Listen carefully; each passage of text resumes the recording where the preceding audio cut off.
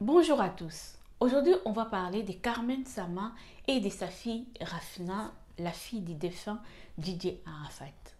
Il y a quelques jours de cela, elle a fait une vidéo dans laquelle on voit sa fille réclamer son père, demandant il est où mon papa, je veux voir mon papa, je veux qu'il rentre à la maison et tout. Et sa maman essayait de répondre le mieux qu'elle pouvait.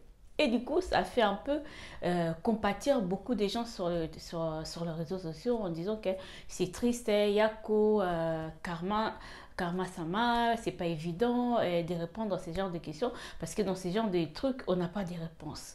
Ah oui, on essaye juste de tâtonner un peu, mais les réponses exactes, on n'en a pas parce que c'est difficile.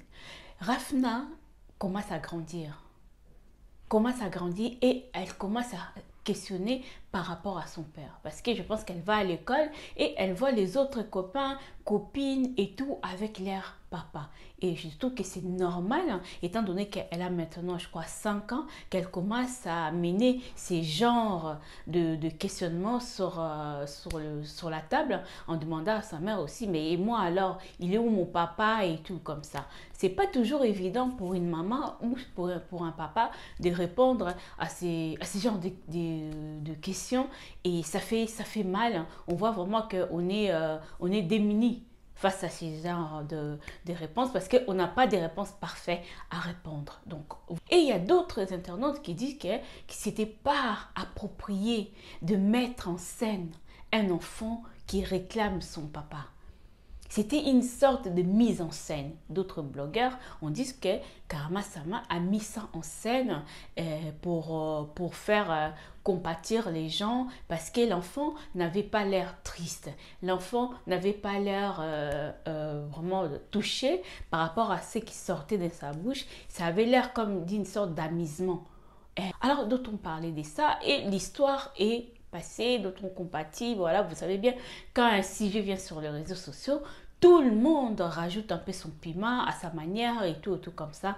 Et l'histoire est passée. Quelques jours après, on voit Bob Lee. Bob Lee vient rajouter quelque chose dans ça. Je vous laisse écouter Bob Lee. Après, je vous reviens après. Regardez bien les enfants de Ange Didier Arafat. Regardez bien ces enfants. Eux tous ont des traits de Didier Arafat. Sauf Rafna. Rafna n'a pas les traits de Ange Didier. Dans cette vidéo, mais pourtant, vous avez entendu, Bob Lee est en train d'affirmer que Rafna n'est pas la fille de Didier Arafat, mais de son meilleur ami, Loko Pacha. Loko Pacha, c'est le meilleur ami de Didier Arafat.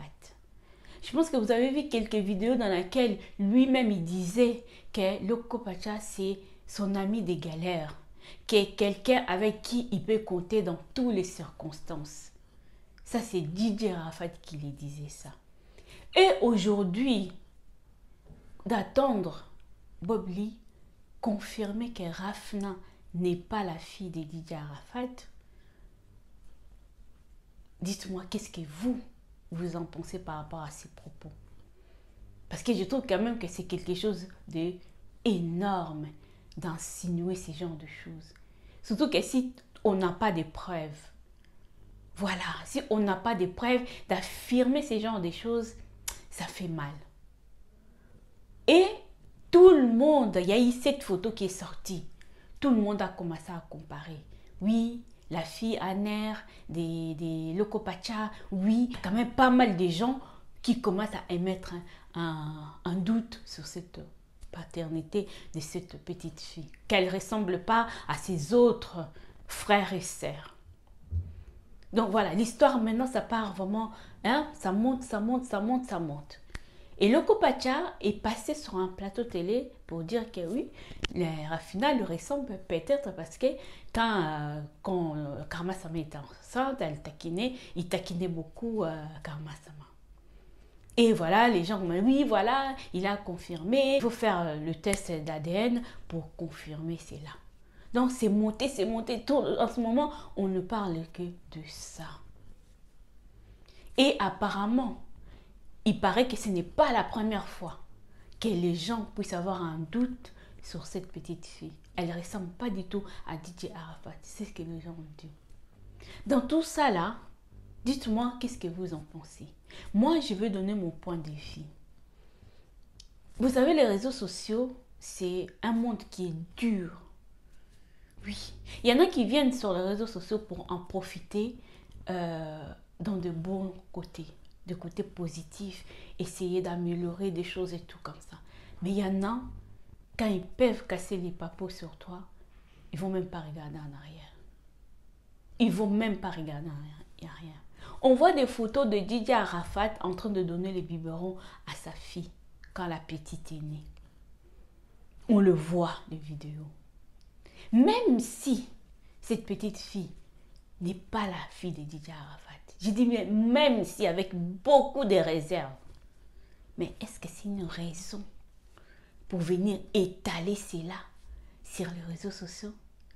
Pour venir mettre un doute tout en sachant que la personne concernée n'est plus. La personne concernée n'est plus. Pour vraiment dire que oui, effectivement, ce n'est pas... Est-ce que la personne, DJ Arafat, si elle était vivante, il aurait autorisé ces genres de propos? Que n'importe qui peut sortir sur les réseaux sociaux pour affirmer la paternité de quelqu'un?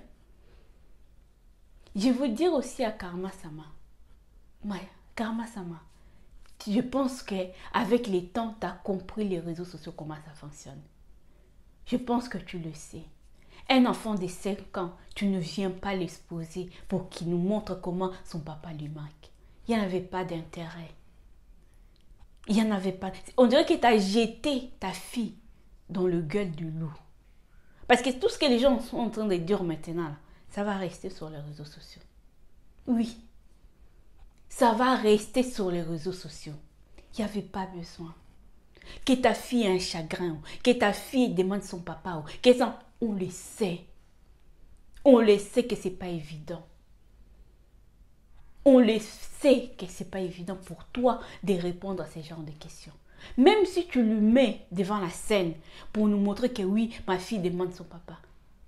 Il n'y aura personne qui va compatir comme toi de ta fille. Personne. Personne. Cet enfant est encore petite. Elle n'en a pas besoin.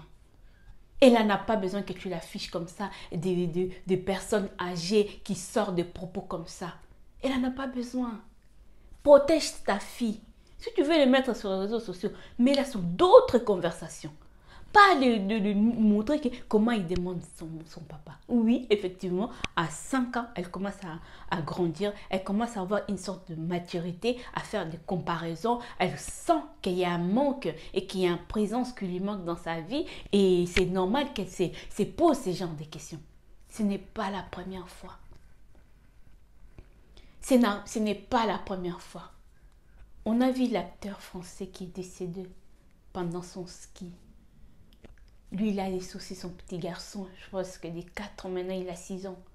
Mais on ne voit jamais sa mère l'exposer pour lui dire que regarde, c'est sa mère qui vient.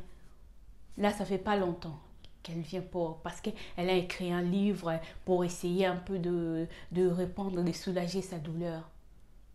Elle vient, mais elle parle au nom de son fils. Mais elle ne met pas son fils devant les écrans pour que son fils nous montre son chagrin. On protège son enfant. On protège son enfant. Parce que les réseaux sociaux, là, c'est un monde cruel. C'est un monde qui est vache.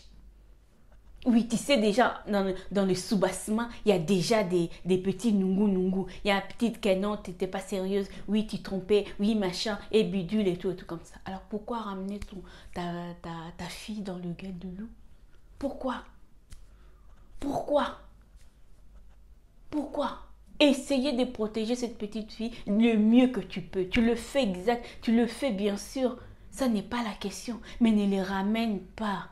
Parce que ta fille, quand il répondait à ces gens, elle rigolait.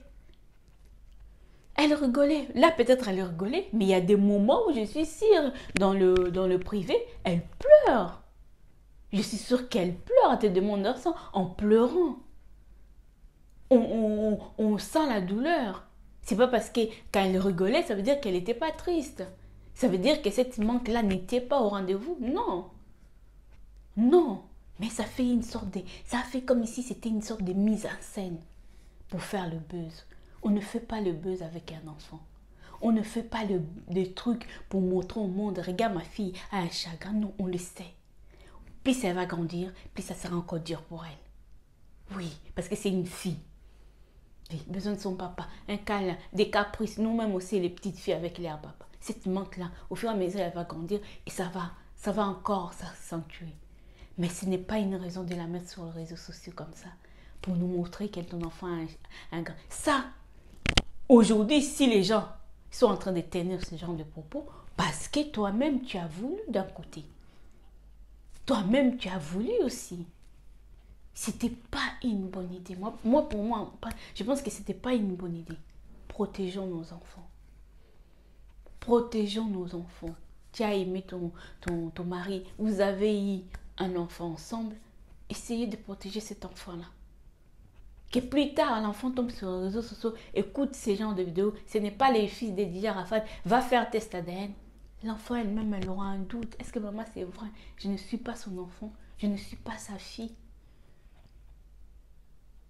Est-ce qu'il y a eu une histoire ambiguë entre toi et le Copacha? On ne sait pas. Ça, c'est toi-même qui le sais. Mais quand moi, je regarde la petite fille, je vois que la petite fille ressemble à son papa et à sa maman. Oui, elle a les deux. Elle a pris son papa et elle a pris aussi sa maman. C'est très délicat, ce genre de choses. Très délicat de remettre en question la paternité de quelqu'un. C'est les réseaux sociaux qui nous permettent aujourd'hui. Voilà, quand tu ramènes tes trucs sur les réseaux sociaux, tout le monde met son petit grain de sel dedans pour essayer de dire. Il y en a qui diront de la méchanceté, il y en a qui diront de la gentillesse, mais c'est à nous de faire attention. Surtout quand on a des enfants. Faisons attention. Karma Sama, protège cette petite fille. Tu le fais déjà. Éloigne-la du réseau social. Éloigne-la du réseau social. Ces genres de conversations-là qui réclament son père, il n'y en a pas besoin. Il n'y en a pas besoin d'exposer ça. C'est quelque chose d'intimité. Si tu dois parler, c'est à toi de parler. La manière dont toi tu vis la situation, la manière dont tu fais comment répondre à ces genres de questionnements de ta fille. Qu'est-ce que toi tu fais? Qu'est-ce que tu mets en place? Étant donné que Rafina commence à grandir, parfois je manque le mot, je ne sais pas quoi répondre. Et voilà, plus elle va grandir, plus j'aurai encore du mal. L'autre jour, elle m'a dit ça. C'est à toi de parler à sa place, pas de laisser ton enfant comme ça devant les écrans. Les gens vont toujours juger. Les gens vont juger. Voilà les retombées. C'est très triste. Dites-moi, qu'est-ce que vous en pensez par rapport à cette histoire? Est-ce qu'elle doit faire le test ADN pour prouver aux gens? Ou bien elle doit laisser ça, comme c'est les réseaux sociaux, ça finit toujours par passer. Mais ça va passer, mais les images, ça va rester. Et cet enfant, un jour, elle tombera sur ce genre de choses. J'espère que tu prendras les devants d'expliquer à ton enfant. Et qu'elle ne va pas tomber de nuit en trouvant ces genres de vidéos sur le réseau. Et que toi-même, tu prendras les devants pour lui dire que non, les gens, ils étaient en train de rencontrer comme ça. Mais moi, je sais que tu es la fille de ton père. Voilà. Dites-moi qu'est-ce que vous en pensez. Prenez soin de vous. Je vous fais de gros bisous. N'oubliez pas de vous abonner, de liker et de partager. Bisous, bisous. Bye bye.